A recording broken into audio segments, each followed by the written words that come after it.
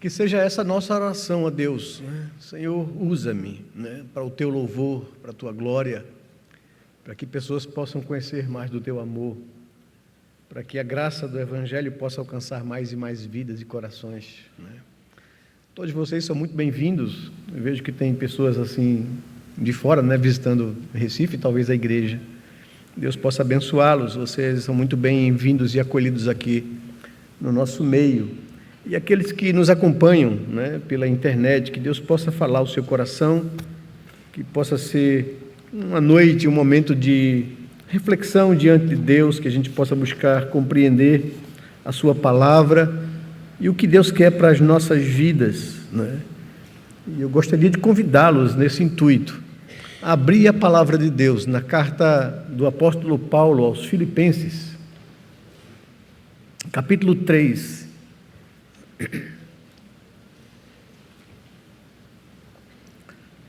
E concentrarmos a nossa atenção nos versos de 13 a 16.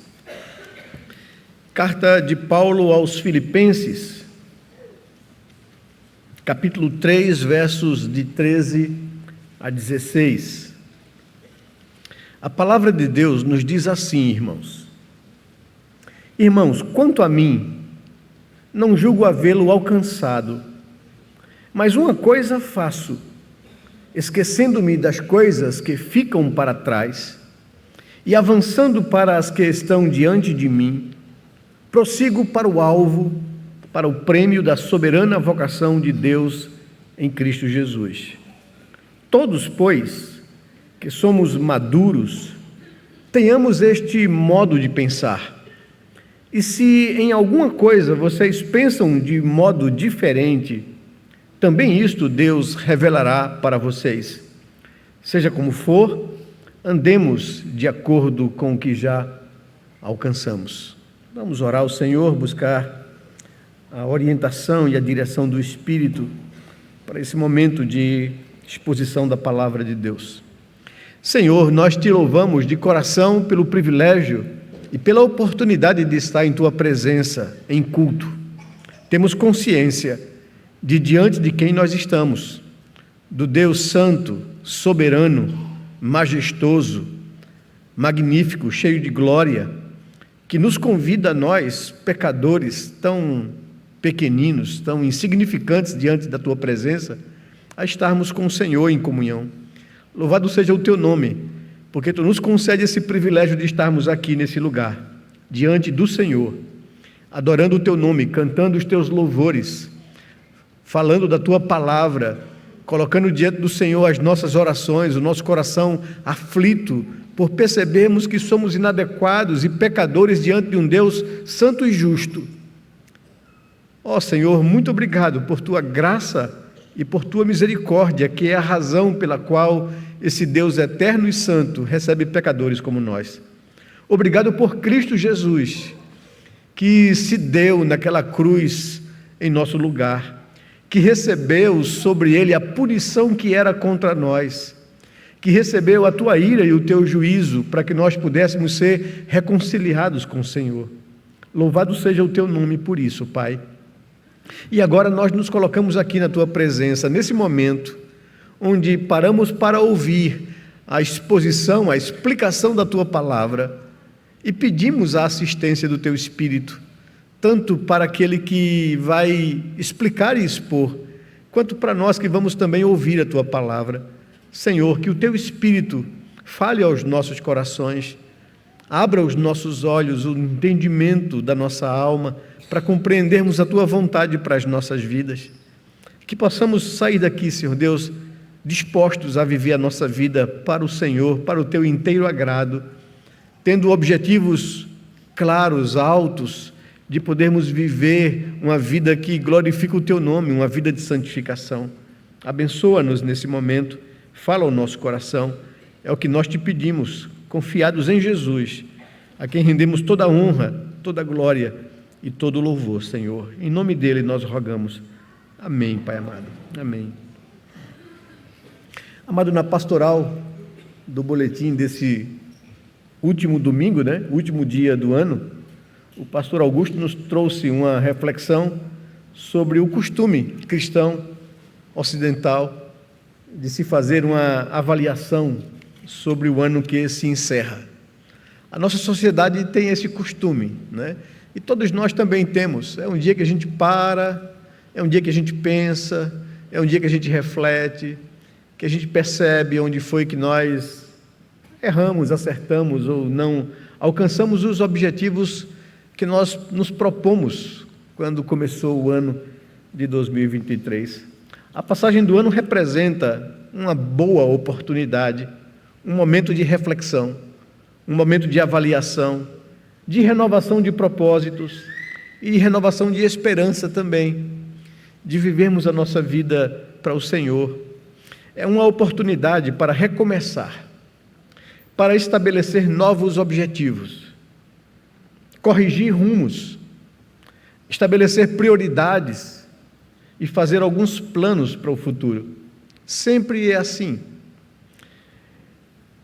Nós vemos que no próprio texto que nós lemos aqui da carta de Paulo aos Filipenses, encontramos o apóstolo Paulo se autoavaliando, refletindo sobre seus propósitos de vida e sobre a sua caminhada cristã. Paulo está fazendo aqui uma avaliação e começa a fazer uma declaração que aproxima muito ele da gente, né? Ele diz que, quanto a mim, não julgo havê-lo alcançado.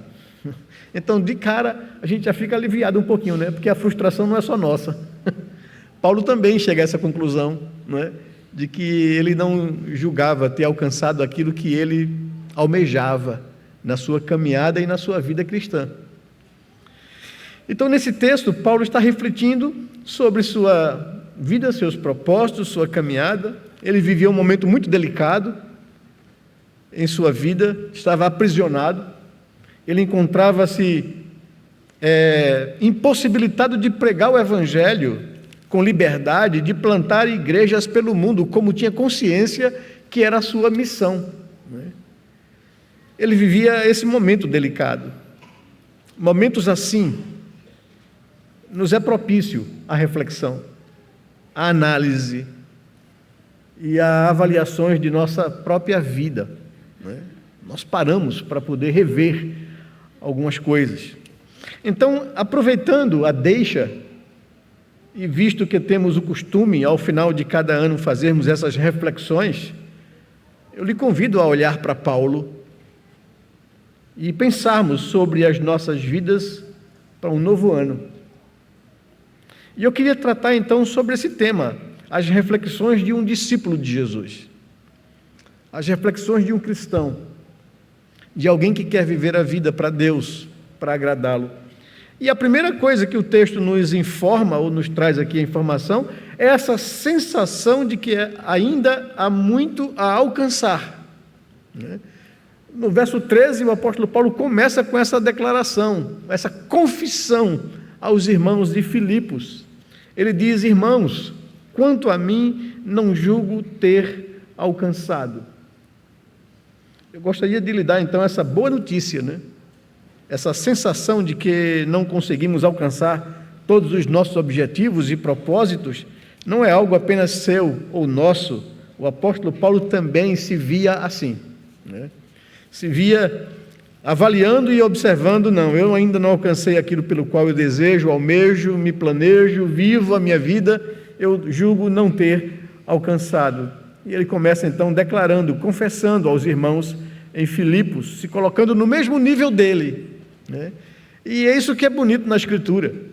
Nós não vemos aqui super-homens sendo apresentados, nós vemos gente como eu e você, gente que sofre, gente que tem desejos no coração de agradar a Deus, mas muitas vezes atropela, tropeça, peca. A Bíblia não esconde o pecado de nenhum dos homens de Deus. Quando a gente lê Hebreus capítulo 11 e vê aquela galeria da fé, daqueles grandes homens que é posto para o nosso testemunho, inclusive, estímulo, a Bíblia não nega o pecado de cada um deles, manifesta cada um deles, mas mesmo assim, ela declara que eram homens dignos, do qual o mundo não era merecedor, porque eram pessoas que criam no Senhor, mesmo que imperfeitos. Então, isso nos aproxima, né, do personagem bíblico, do apóstolo Paulo aqui, né? Mas também isso nos chama a atenção para um detalhe. Claro, essa afirmação do apóstolo também nos provoca um olhar mais atento para conhecermos melhor a pessoa de Paulo. Do que ele está falando? O que ele almeja alcançar na vida? Quais eram os propósitos do apóstolo Paulo como ser humano, como cristão?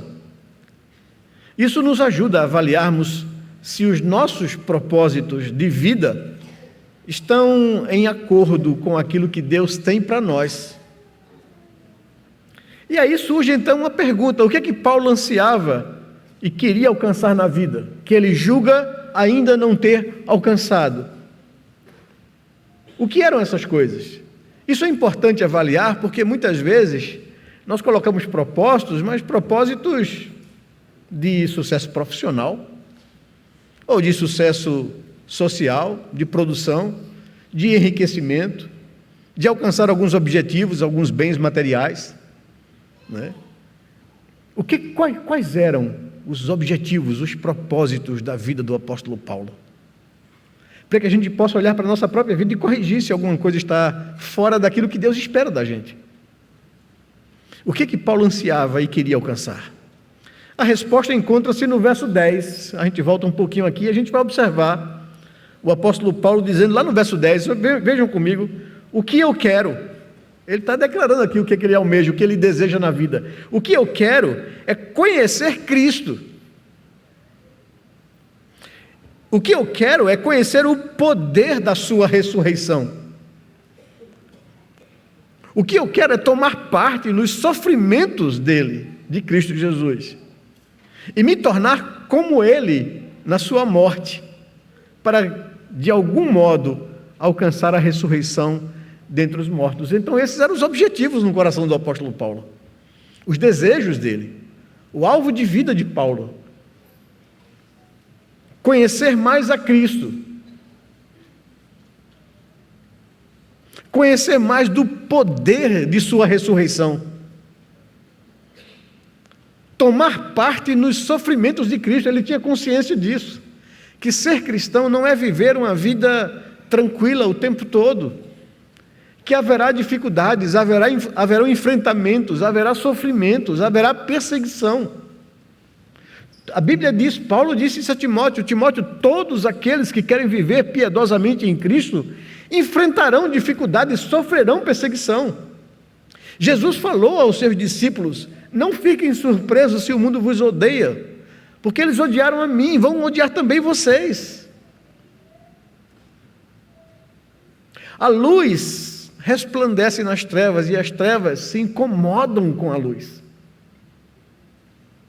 Nas bem-aventuranças, a última das bem-aventuranças, ele diz que bem-aventurados e felizes aqueles que sofrem perseguição por causa do meu nome, porque deles é o reino dos céus.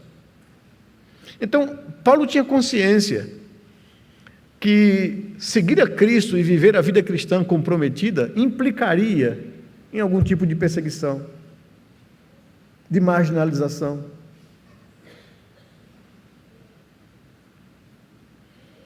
Mas ele diz que o que eu desejo na vida é me assemelhar a Cristo, é conhecer cada vez mais o meu Senhor, é conhecer o poder da sua obra, vencendo a morte e nos trazendo a esperança da ressurreição.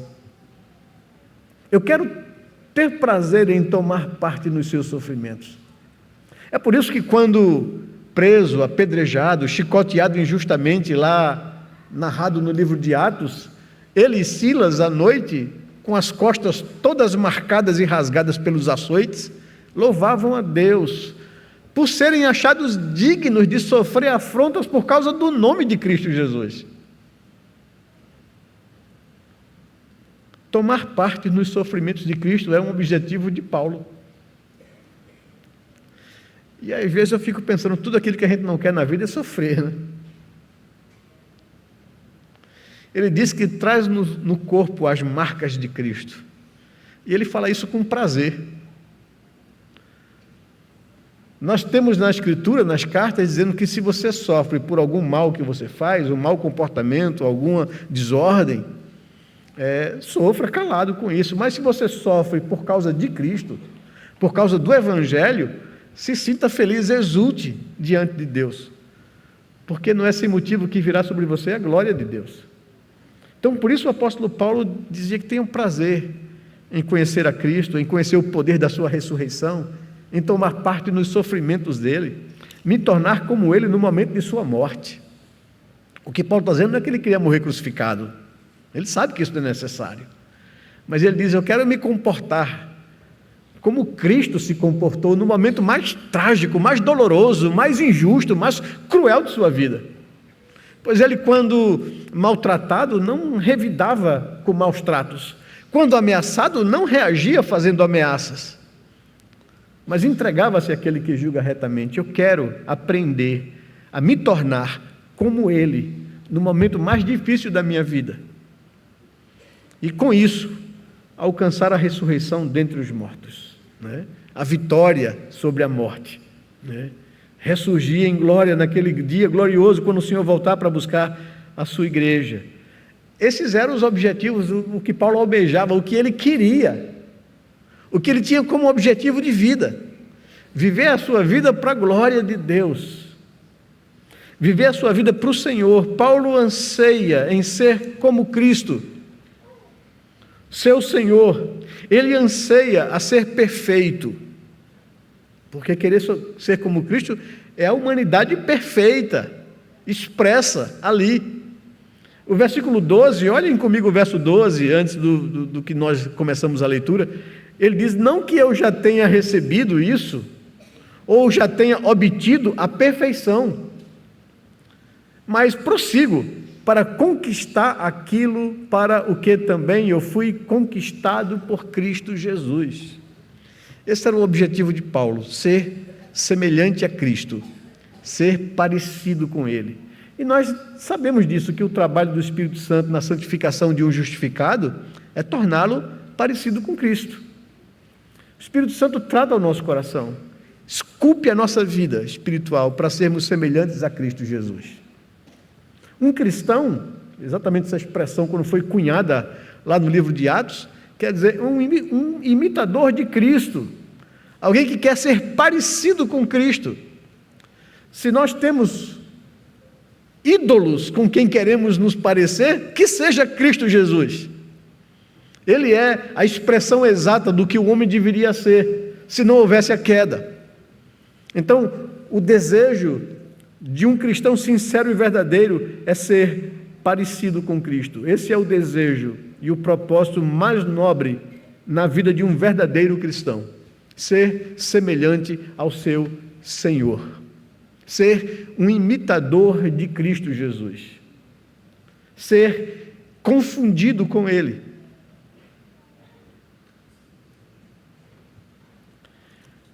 Se temos que fazer alguma avaliação, alguma reflexão, estabelecimento de propósitos na vida, de prioridades na vida, devemos balizar por esta régua aqui. Quais são os nossos anseios e objetivos na vida? Essa é a pergunta que nós precisamos fazer diante de um texto como esse. O que é que eu desejo para mim na vida? O que é que eu anseio para mim? Ser bem-sucedido? Ser uma pessoa que alcança alguns bens materiais? Uma casa própria, uma casa de campo, uma casa na praia, um carro do ano, uma boa conta bancária que me garanta uma aposentadoria tranquila? Quais são os meus objetivos na vida? E para que a gente possa fazer uma avaliação muito sincera e acertada com aquilo que Deus quer para a nossa vida, temos que olhar para isso. O apóstolo Paulo confessa o seu fracasso, ou a sua avaliação de perceber que ainda não alcançou aquilo que ele deseja. Porém, o que ele deseja é o que nós deveríamos desejar na vida. Pois se há alguma outra coisa que encanta os nossos olhos que não a Cristo, tem alguma coisa errada em nós. Nós somos chamados para sermos imitadores de Cristo Jesus, imitadores de Deus, quais são os nossos anseios e objetivos na vida. Eles estão em sintonia, em glorificar a Deus. Nós procuramos ser o melhor na nossa profissão, no nosso trabalho, no nosso emprego, na nossa escola, porque queremos glorificar a Cristo, ou porque nós buscamos a nossa própria glória? São questionamentos que nós precisamos fazer com sinceridade, com honestidade diante de Deus. Mas a segunda coisa que o texto nos leva a pensar, além do fato de que há essa sensação de que ainda há muito a alcançar na nossa vida, o que fazer diante do fato que não alcançamos ainda? E aí nós vemos a atitude do apóstolo Paulo, ao constatar que ainda não alcançou. Porém, o que eu faço com isso? O que eu faço com essa constatação, né? Com esse aparente fracasso ou frustração de mais um ano se passou, de eu parar, de eu avaliar a minha vida e perceber que eu não alcancei os propósitos pelos quais eu gostaria de ter alcançado. O que eu devo fazer? O que fez o apóstolo Paulo? E ele diz, continua o texto: não julgo ter alcançado, mas uma coisa eu faço, né? E o que era essa coisa que Paulo fazia? 3 coisas, pelo menos aqui, o texto nos informa. Ele diz: eu esqueço-me das coisas que ficam para trás. Ou seja, eu não vou chorar o leite derramado. Eu não vou ficar lambendo as minhas feridas. Eu não vou ficar lamentando os meus fracassos. Constatei que eu não alcancei, que há muito a ser alcançado. O que devo fazer diante disso? Paulo diz: eu esqueço. Deixo para trás as coisas que ficaram para trás. Eu não vou aqui ficar chorando e lamentando o meu fracasso. Eu preciso ser prático. Eu preciso olhar com um olhar correto.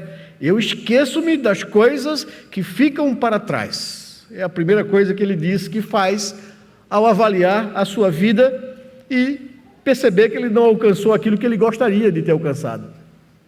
Mas, em segundo lugar, além de esquecer as coisas que ficam para trás, eu avanço para as coisas que estão diante de mim. Eu avanço para os meus propósitos, né?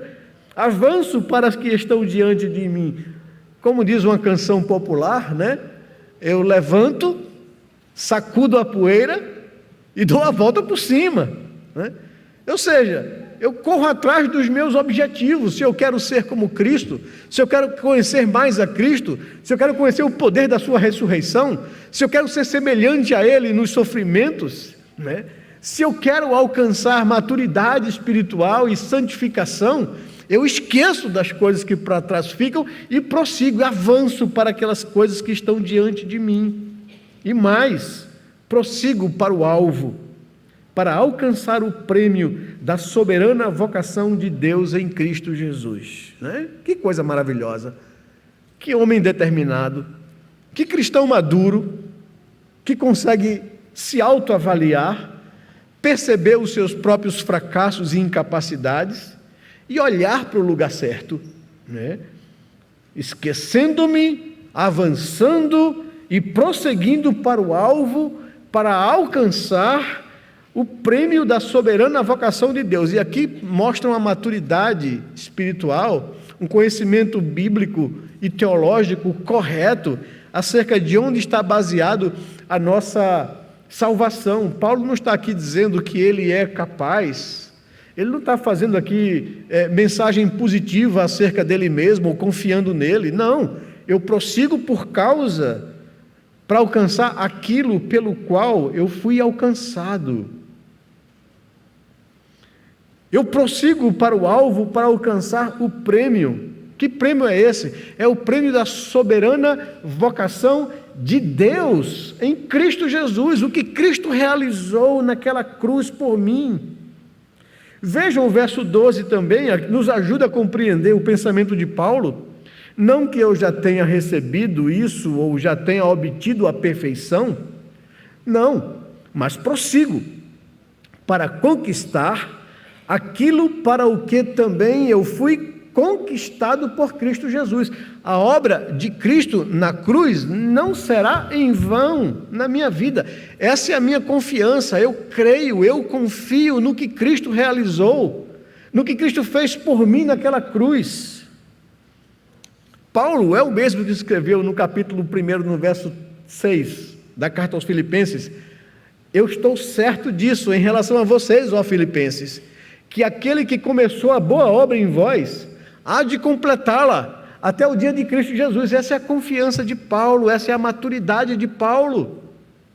Não que eu tenha força para isso, não é uma questão de que conquistar essas coisas está na força do meu braço, na minha performance espiritual, na minha religiosidade, não. A soberana vocação de Deus em Cristo Jesus me conquistou.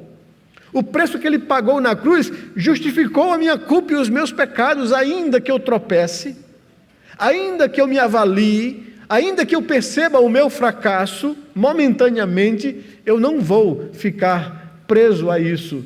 Eu esqueço essas coisas que para trás ficam, eu avanço para as coisas que estão diante de mim, eu prossigo para o alvo, para conquistar o prêmio da soberana vocação de Deus em Cristo Jesus.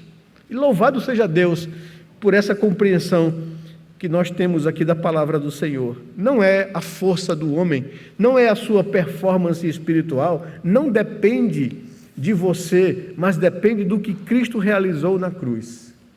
E aqui nós caminhamos para o nosso terceiro ponto, para a terceira reflexão de Paulo aqui. Ele diz que este é o modo de pensar de cristãos maduros na fé.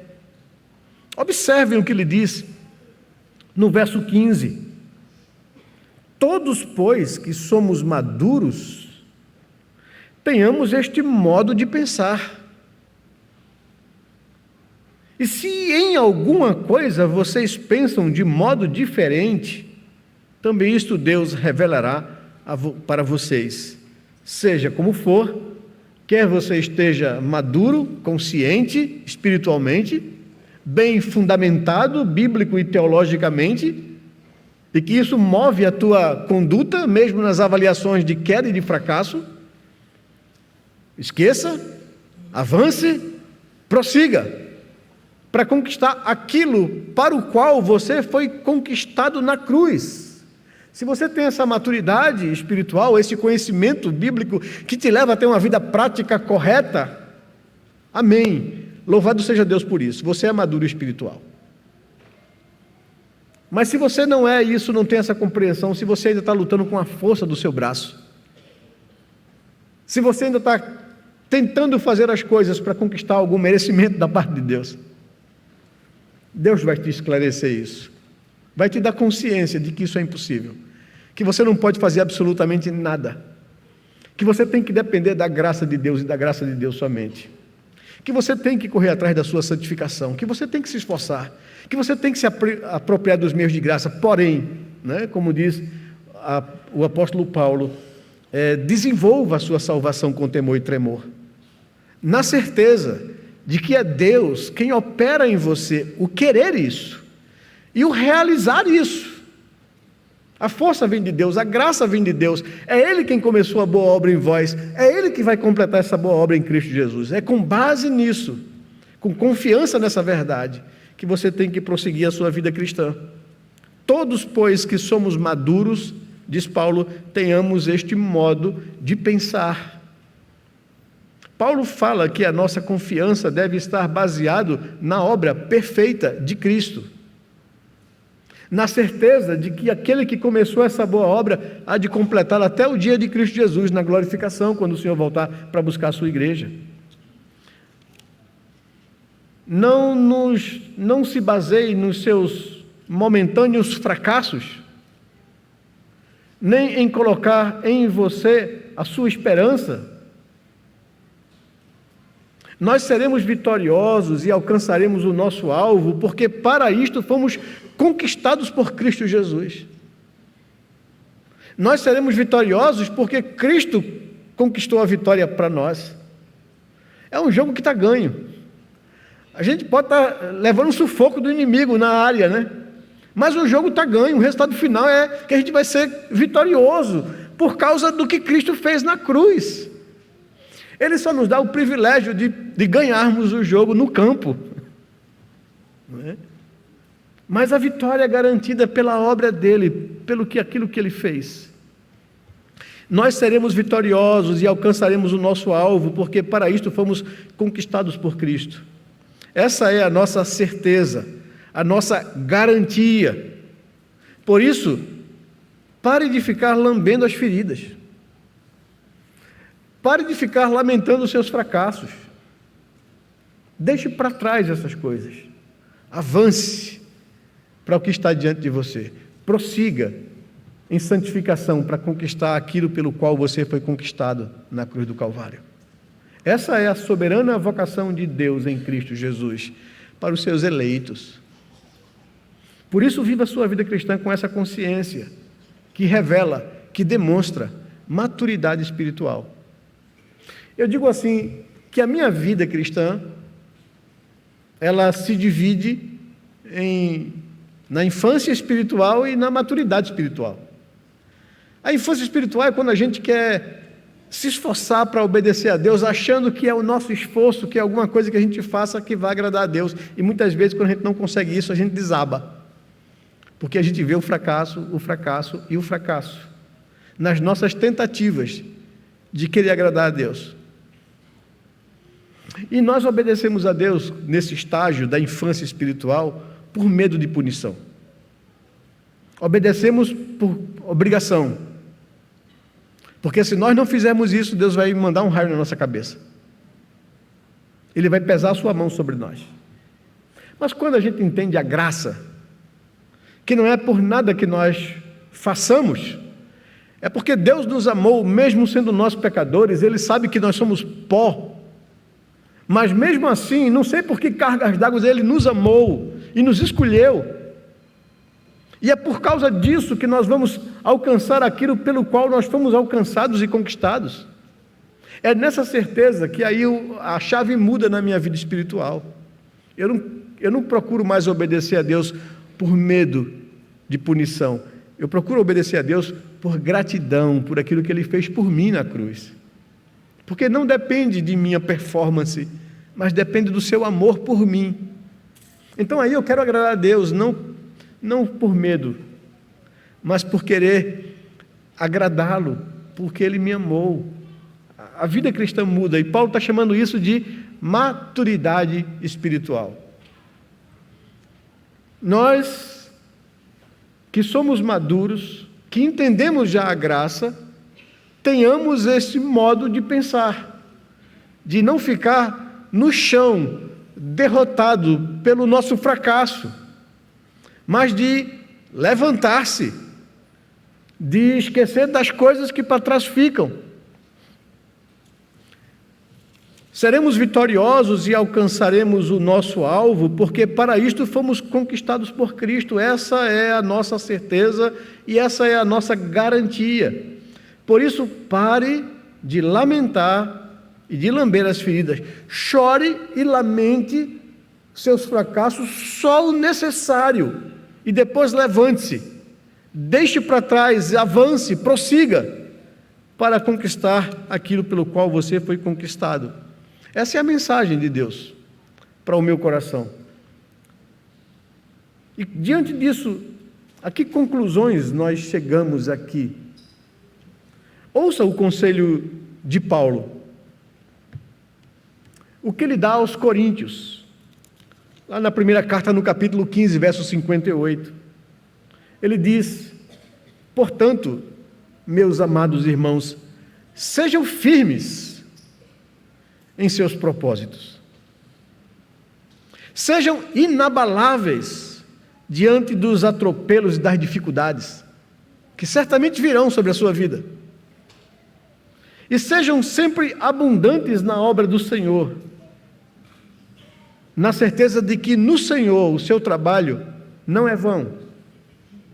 O pastor Joselito nos trouxe uma palavra hoje pela manhã, nos desafiando a pensar sobre nossas vidas, a ver se os nossos desejos aqui batem com os desejos de um verdadeiro cristão. O que Paulo queria? Paulo não queria ser uma pessoa bem-sucedida financeiramente. Se Deus nos colocou para isso, ou lhe colocou para isso, você será. Ele vai abrir portas, vai lhe dar capacidade, vai fazer com que você seja um produtivo. Mas se você for isso, seja isso para a glória de Deus. Use isso para a glória de Deus. Se Deus te der uma condição de te colocar em algum posto importante na vida, faça isso, seja isso, dê o seu melhor para a glória de Deus e não para a sua glória.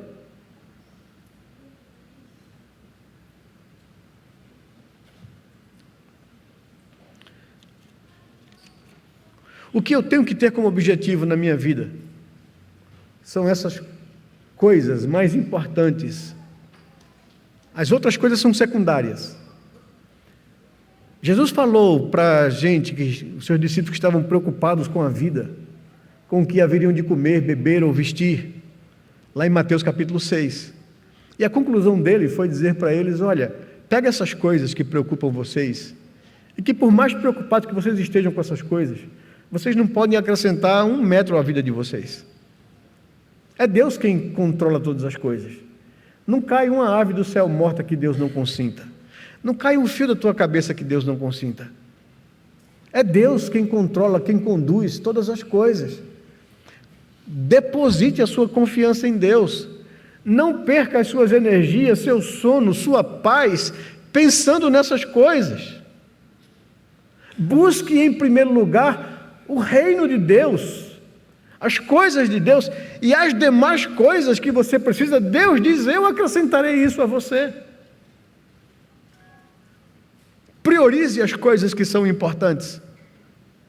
Coloque como objetivo na sua vida as coisas de Deus, de viver para o Senhor, de agradar a Deus, de conhecer mais a Cristo, de desenvolver uma comunhão mais estreita com Ele, de conhecer o poder da sua obra que venceu a morte naquela cruz.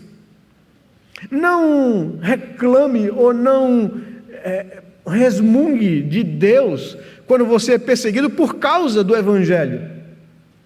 Ao contrário, diz a Bíblia, exulte, se alegre, porque assim também perseguiram os profetas que foram antes de você. Coloque na sua vida esse objetivo de ser como Cristo nos momentos mais difíceis, de colocar nas mãos de Deus o juízo. Por isso Paulo diz aos Coríntios: meus irmãos, sejam firmes na vida, sejam firmes nos seus propósitos de querer viver para Deus, de querer glorificá-lo com a sua vida, de querer agradá-lo. Seja firmes nos seus propósitos, seja inabalável diante das hostilidades, diante das dificuldades, diante até dos seus tropeços. Lamente e chore, mas levante e avance. Prossiga e seja sempre abundante no trabalho do Senhor, na certeza que no Senhor o seu esforço, a sua vida, o seu trabalho nunca será em vão. Essa é a palavra que eu queria trazer para vocês nessa noite. Nesse último dia do ano, nesse último domingo do ano, para que a gente possa fazer uma avaliação equilibrada, correta, com as motivações certas do nosso coração, de pensar a nossa vida, de se colocar diante de Deus, com sinceridade, com a mesma sinceridade de Paulo. Eu ainda não alcancei, mas também não vou ficar parado por causa disso, churumingando o meu fracasso. Eu vou esquecer das coisas que para trás ficam. Eu vou avançar, eu vou prosseguir para conquistar aquilo pelo qual eu fui conquistado naquela cruz. Que Deus nos abençoe, que Deus coloque em seu coração esse desejo de poder viver toda a sua vida para a honra e para a glória daquele que lhe amou e que se entregou na cruz para resgatar você, para levar você um dia para a vitória, para a conquista, para o gozo eterno. Que Deus nos abençoe, derrame sobre nós graça e favor.